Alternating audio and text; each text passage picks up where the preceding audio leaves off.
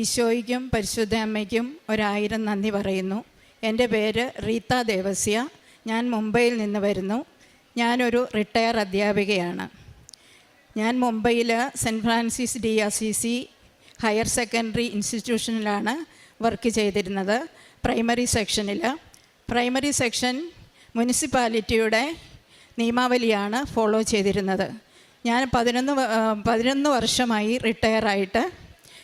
2011 retire ആകുമ്പം 36 വർഷത്തെ service ഉണ്ടായിരുന്നു. പക്ഷേ റിട്ടയർമെൻറ്റ് കഴിഞ്ഞപ്പോൾ എൻ്റെ ഒരു സർട്ടിഫിക്കറ്റ് വാലിഡ് അല്ലെന്നും പറഞ്ഞ് പെൻഷൻ തടഞ്ഞു വെച്ചു. പൂന ഇൻസ്റ്റിറ്റ്യൂഷൻ ഓഫീസിൽ, എഡ്യൂക്കേഷൻ ഓഫീസിൽ പല പ്രാവശ്യം പോയതിൻ്റെ ഫലമായിട്ട് എനിക്കൊരു ചെറിയ പെൻഷൻ സ്റ്റാർട്ട് ചെയ്തു. അധികം താമസിയാതെ ഫുൾ പെൻഷൻ കിട്ടുമെന്ന് പറഞ്ഞുകൊണ്ടിരുന്നു. ഓരോ മാസവും ഞാൻ ഡിപ്പാർട്ട്മെൻറ്റിൽ പോകുമായിരുന്നു. പക്ഷേ ഒന്നും നടന്നില്ല. അവസാനം ഹൈക്കോർട്ടിൽ എനിക്ക് കേസ് ഫയൽ ചെയ്യേണ്ടി വന്നു. കേസ് ഫയൽ ചെയ്ത് 1 വർഷം കഴിഞ്ഞപ്പോൾ എനിക്ക് അനുകൂലമായി വിധി ഹൈക്കോർട്ടിൽ നിന്ന് വന്നു. എങ്കിലും ഡിപ്പാർട്ട്മെൻറ്റ് എനിക്കെതിരായി സ്പെഷ്യൽ ലീവ് പെറ്റീഷൻ സുപ്രീം കോടതിയിൽ ഫയൽ ചെയ്തു. അപ്പം എനിക്ക് അവിടെ വീണ്ടും വക്കീലിനെ വെക്കേണ്ടി വന്നു. അങ്ങനെ സുപ്രീം കോടതിയിൽ കേസ് നടക്കുമ്പോൾ കോവിഡ് തുടങ്ങി, വീണ്ടും നീണ്ടുപോയി. അങ്ങനെ ഇരിക്കുമ്പോഴാണ് ഞാൻ 2022 എൻ്റെ അമ്മയുടെ അസുഖത്തെ പ്രമാണിച്ച് നാട്ടിൽ വരുന്നത്. എനിക്ക് കൃപാസനത്തെ പറ്റി വലിയ അറിവൊന്നുമില്ലായിരുന്നു, കേട്ടറിവുണ്ട്. പക്ഷെ നാട്ടിൽ വന്നു കഴിഞ്ഞപ്പം എനിക്ക് എൻ്റെ മനസ്സിലിങ്ങനെ തോന്നി, കൃപാസനത്തിലൊന്ന് പോകണം, പ്രാർത്ഥിച്ചു പോരണം. അത്രേ ഞാൻ ആദ്യം ആഗ്രഹിച്ചുള്ളൂ. ഇപ്പം ഞാൻ ആലപ്പുഴയിലുള്ള എൻ്റെ ഒരു സുഹൃത്ത് ദേവസ്യ എന്ന് പറയുന്ന ഒരു സുഹൃത്തിനെ ഞാൻ ബന്ധപ്പെട്ടു. കാരണം എനിക്ക് ആലപ്പുഴയിൽ അന്നേരം വേറെ ആരെയും പരിചയമില്ലായിരുന്നു. ആ വ്യക്തിയെ ഞാൻ കോണ്ടാക്ട് ചെയ്തപ്പോൾ പറഞ്ഞു, ടീച്ചർ പോരെ, ഞാൻ ഹെൽപ്പ് ചെയ്യാമെന്ന് പറഞ്ഞു. അങ്ങനെ ഞാൻ ആലപ്പുഴയിലെത്തി. അവിടുന്ന് ഇവിടെ വന്നപ്പം പ്രാർത്ഥിച്ചു പോകണമെന്ന് തോന്നി വന്ന് എനിക്ക് ഉടമ്പടി എടുക്കണമെന്ന് വലിയ ആഗ്രഹമായി. അങ്ങനെ ഞാൻ ഉടമ്പടി എടുത്തപ്പോൾ ആദ്യത്തെ നിയോഗം എൻ്റെ പെൻഷൻ്റെ ഇത് തന്നെ വെച്ചു. ഞാൻ നിയോഗം വെക്കാനായിട്ട് പോരുന്ന സമയത്ത് തലേ ദിവസം എൻ്റെ വക്കീൽ വിളിച്ച് പറഞ്ഞു, നിനക്ക് ഉടനെയൊന്നും ഹിയറിങ്ങിനുള്ള ഡേറ്റ് വരുന്നില്ല, ലിസ്റ്റ് നോക്കിയിട്ട് കാണുന്നേ ഇല്ലെന്ന് പറഞ്ഞു.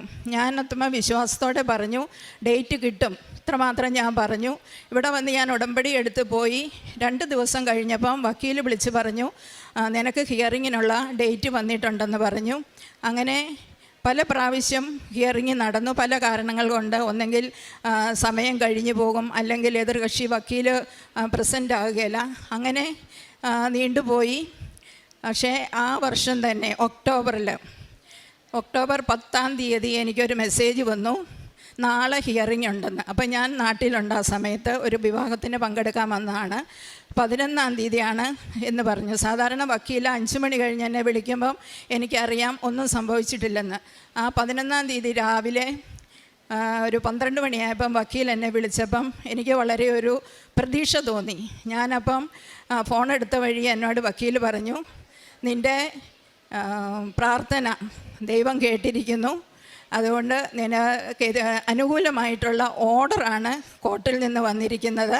അപ്പം അത് എല്ലാ ആനുകൂല്യങ്ങളും, ഹൈക്കോർട്ട് എന്ത് ആനുകൂല്യങ്ങളാണോ വിധിയിൽ പറഞ്ഞിരുന്നത് അതെല്ലാം തന്ന് എൻ്റെ പെൻഷൻ എത്രയും പെട്ടെന്ന് തുടങ്ങണം എന്നുള്ള ഒരു ഓർഡറാണ് ഹൈക്കോർട്ടിൽ നിന്ന് വന്നിരിക്കുന്നത്.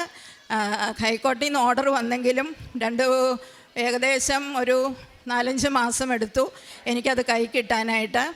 ഞാൻ ഉടമ്പടി എടുത്ത മാസം 2023 മാർച്ച് മാസം എൻ്റെ എല്ലാ പെൻഡിങ് ആനുകൂല്യങ്ങളോടുകൂടി എൻ്റെ ബാങ്ക് അക്കൗണ്ടിൽ മുഴുവൻ തുകയും വന്നു.